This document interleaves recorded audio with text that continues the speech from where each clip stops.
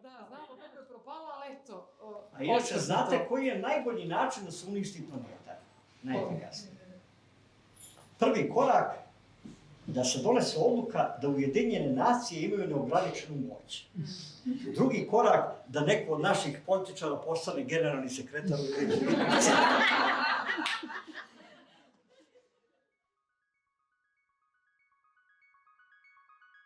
Znanje i moć jedne civilizacije bi mogli mjeriti veličinom prostora u kome možemo da se krećemo.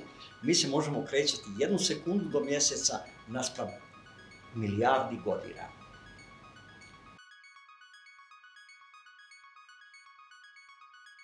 Dakle, koliko god mi bili ponosni na tunel ispod La Manša, na atomsku energiju, na kompjutere i telefone, naše znanje je 1 sekunda naspram milijardi godina.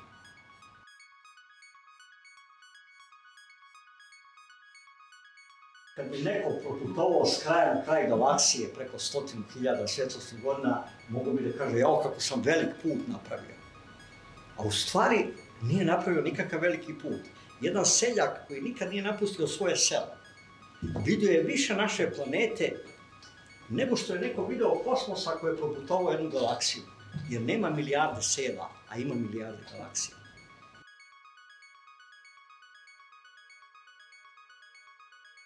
Šta ako se ponašamo na isti način kao do sada? Šta ako se ponašamo malo bolje? Šta ako se ponašamo malo gore?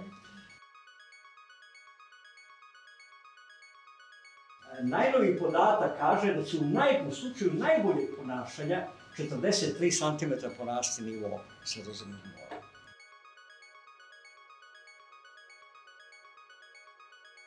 U najgorem slučaju može ići do 2,5 metra. Pri čemu nam iskustvo ovih 30 godina ukazuje da se uvek ostvaruje najgori scenarij. Ako bi to zaista bilo 2,5 metra, mi smo posljednje generacije koje gledaju crnogorske i druge mediteranske plaže.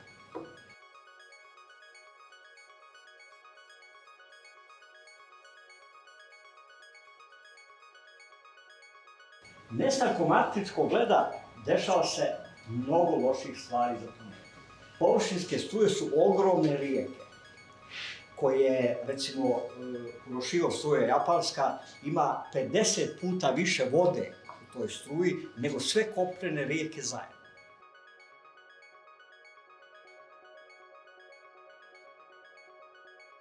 Ova vodena i vazdušna strujanja imaju za planetu praktično isti značaj kao krvotok za organizam čovjeka. Čuli ste za fitoplankton. Prvi organizmi koji su mogli fotosintezu da proizvode na planeti cijanobakterije, one su u stvari isto ubrajaju u fitoplankton. Ti jednoćelijski organizmi proizvode polovinu kiseonika otprilike u atmosferi. Znači svaki drugi put kad udahnete, treba da kažete hvala fitoplanktonu.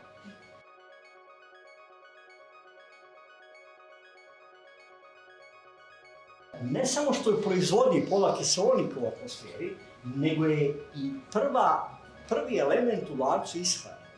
Kada biste imali jedan usisivač za sve fitoplanktonu usisate napolje, okean bi postao životna pustinja i odmah posle toga naravno i ekonomska pustinja. Zamislite, u jednoćelijskom organizmu, znači ne u velikom organizmu kao ljudski, nego u jednoćelijskom organizmu, u ćeliji se nalaze makromolekuli plastike.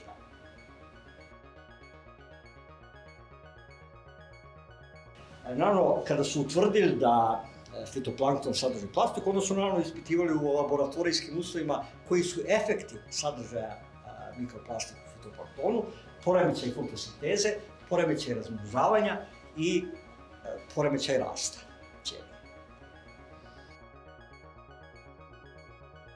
Ako biste htjeli jedan jedini organizam na planeti da proglasite za najvažniji, što je nemoguće, jer sve je toliko povezano da se ne može reći ova je najvažniji, jer on ne može da radi bez nečeg drugog.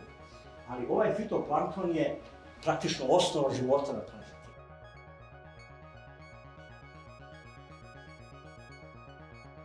Društvo je moglo da funkcioniše bez naučne vlasti, dok je njegova tehnološka moć bila suviše mala da nanese štetu planeti. Međutim, kako se društvo razvilo do trenutka da može nanijeti štetu planeti, mora i sistem donošenja odluka da evoluira sa društvom. Dakle, morali bi uvesti naučno znanje kao četvrtu vlast. Jedan izvor neodrživosti ljudskog društva, to je naš rat sa prirodom. Međutim, čak i kad bi naš odnos sa prirodom bio savršen, postoje drugi izvori nestabilnosti, dakle, međunarodni odnosi, društvena organizacija, socijalna pravda, nepravda, bilo šta. Pazite, činjenica da 30 najbogatijih ljudi planete ima više od siromašnije polovine čovečanstva, ne liči na održivo društvo. Ali, vlast nauke u tom sistemu podjele vlasti na izvršnu, zakonodavnu i sudsku se ne bi bavila drugom problematikom sem ratom čoveka sa prirodom. To je možda jedina šansa. Naravno, da biste vi tako nešto uradili i da biste prešli sa sadašnjeg neodrživog na održivo društvo, treba dosta vremena i za to vrijeme bi trebalo proglasiti vanredno stanje na planeti.